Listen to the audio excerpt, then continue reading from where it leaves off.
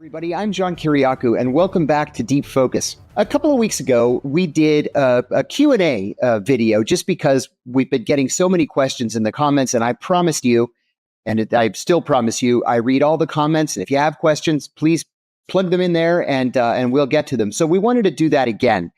And I got to tell you, on a personal level, I'm overwhelmed with the positive response to the podcast and the number of really intelligent questions and conversations that continue to take place in the comments. So please keep it up. And if you haven't already done it, please do me the favor of subscribing, liking, forwarding, sharing, whatever you can do. That's how we can keep these conversations going. So I'm going to continue to be on the lookout for more questions. Let's start with Danny Miller Jr., 8577. What is your greatest accomplishment? He says, I enjoy your podcast. Great storyteller. Thank you. This is Danny Miller Jr. What is my greatest accomplishment? Funny that I've never actually thought about that. I'm going to say my greatest accomplishment was standing up to the government in the name of human rights.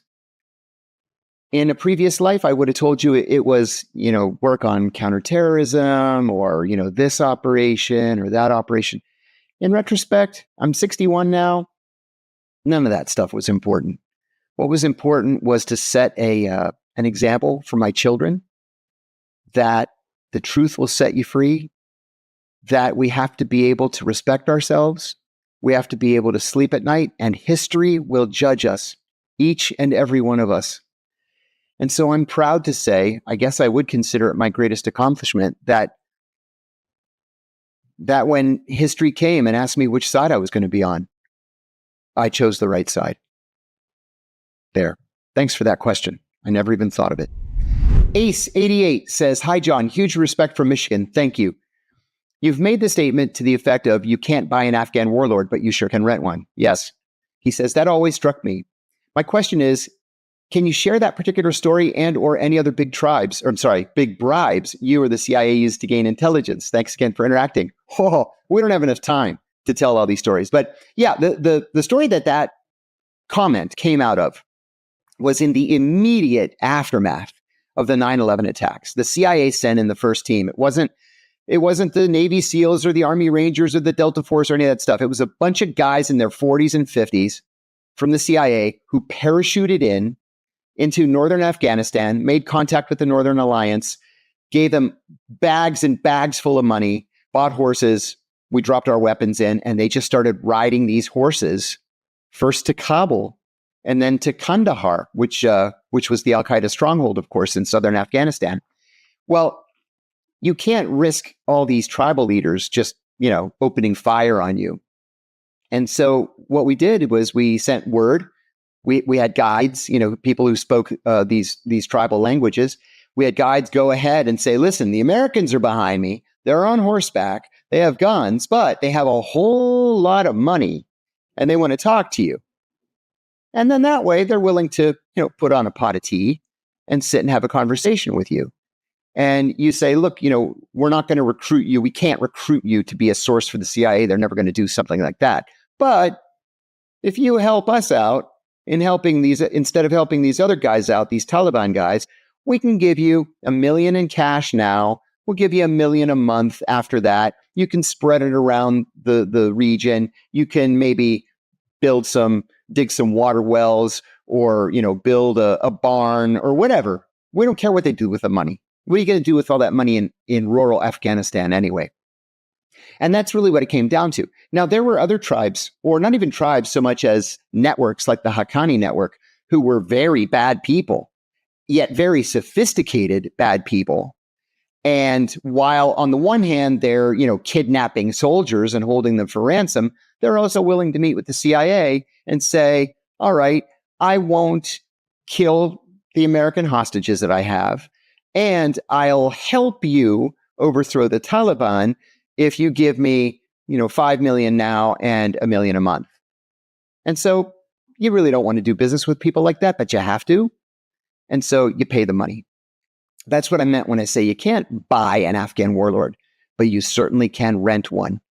And those rental agreements lasted until it was time to leave Afghanistan. Lisa ZM7YQ says, do you have any stories with Australian intelligence? Also, are you planning to come to Australia anytime soon? I had to think about this question when I first read it, because I was declared to dozens and dozens of intelligence services around the world. I've been to 72 countries over the years, and I've never worked with the Australians. Isn't that odd?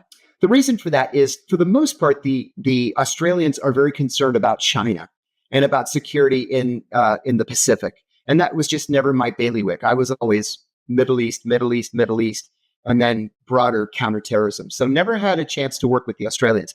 With that said, I do expect to come to Australia soon. I'm reconstituting a speaking tour that's starting on the West Coast of the United States in December.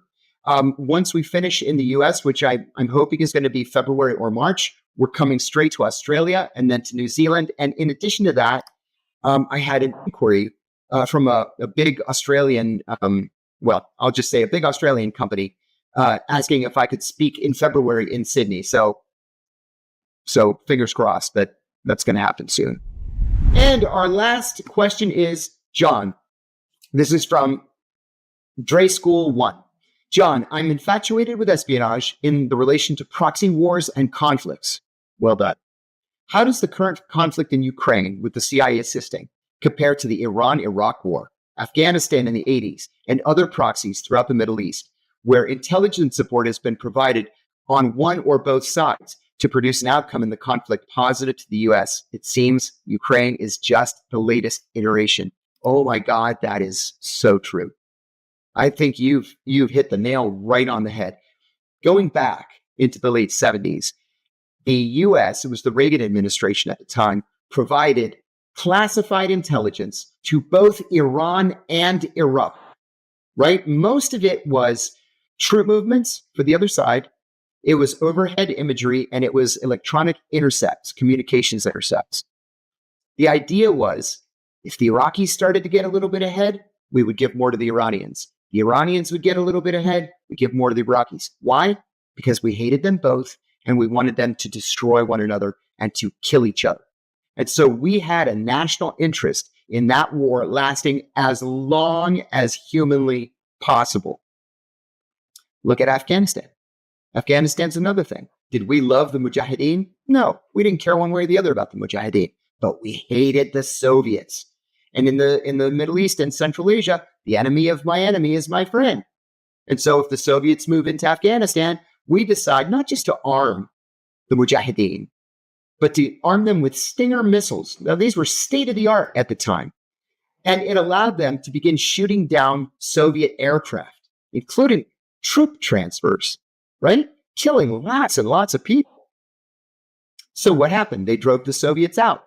And then all of a sudden, we have these radicals who have not just American machinery. They have these state-of-the-art missiles that can shoot down our troop transfer planes and our helicopters.